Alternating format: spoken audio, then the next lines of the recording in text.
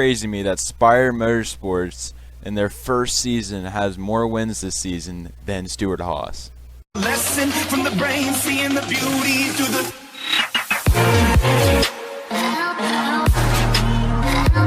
YouTube, welcome back to another video, and today we are going to be... Okay, my hat is so off center there. That's somewhat better. Alright.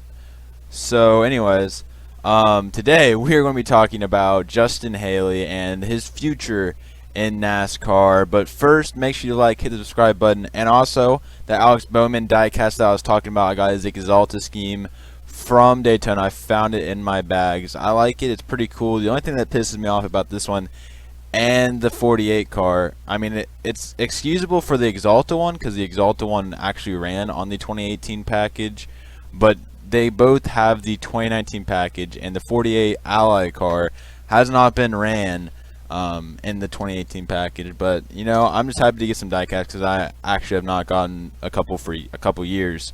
So I'm glad to get some diecasts and start collecting again. But anyways, that's all I got for that. Make sure to leave a like I said earlier, and let's get right into the video. We're going to start with Justin Haley's rise to the Cup Series. He started his NASCAR career in the K&N Pro Series at the age of 15. I mean, that's pretty good. He also raced a couple ARCA races, but he also got his first chance in the Truck Series at the age of 16, knotting one top 10 and racing in just 3 races. 2016, he would get 3 more races and would not really do that well at the age of 17, but he would finally get his first full-time ride with GMS in the 24 car in 2017. His stats would look like 3 top 5s, 12 top 10s, and 1 pole. And he got close to a couple wins. He finished 12th in the standings, and but he would definitely improve from there on. As in his 2018 season, he would have a breakout year with GMS, still piloting the 24 car or truck, really the one place I can't use car. In the 24 truck, at the age of 19, he had 3 wins, 9 top 5s, and 18 top 10s, finishing 3rd in the playoff standings. This would be enough to get him into the Xfinity Series, as he would go to whatever the 11 car is. I can't say their name. So far, he has 2 top 5s and 12 top 10s. He didn't have the best start, but he seems to have been getting better as the season has progressed. He's currently 8th in the points. His average finish sits at 9.4, which is pretty good. And he seems to be outperforming that of Ryan Truex, who was in the car last season. And he also raced in 3 races last year, but didn't do much for the Xfinity Series. And this year, he has raced in 3 races, has obviously a win, a top 5, and a top 10 with Spire Motorsports. But I do want to point out, a lot of people say he wasn't running well. He was in 27th at the time, but I believe he was somewhat in the top 20. I don't know.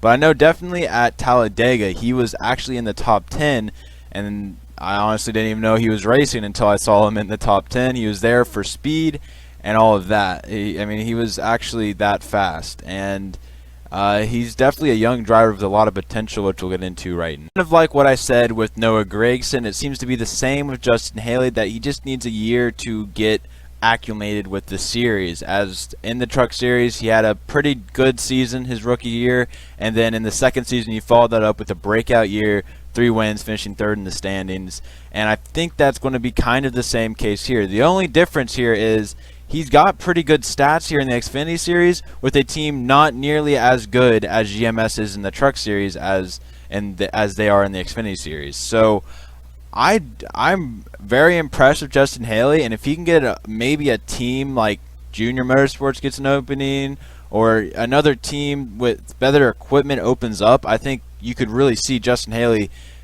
compete with the top drivers in the Xfinity Series. Since it looks like Christopher Bell might be coming back another year, he could really compete with him, but maybe not. Maybe he gets in that 20 car. I don't know. All I'm saying is Justin Haley is not just a driver who luckily won that race. I mean, yes, he luckily won that race, but he is more than that. He is a 20-year-old with a lot of potential, and I feel like could be a contender, maybe future champion in the Cup Series. Okay, I'm getting a little ahead of myself, but you know what I mean. I feel like I'm very high on this kid, even though he's older than me. But I really feel like he has a really high potential, and if he can get better equipment in the Xfinity Series, I think he could really go for the Xfinity Championship. As, like I said, right now, he's driving stats better than people in better equipment. I mean, he's better than Brandon Jones. He's better. I can't guarantee Austin Cindric, but he's doing better than people in other equipment, similar to that of Ross Chastain, who actually is on the same team as him.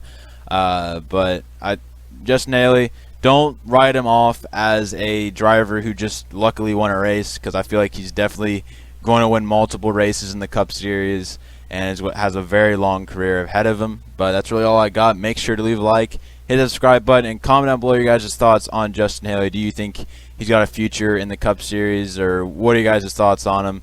And make sure to let me know, and I'll see you guys in the next one. Peace out.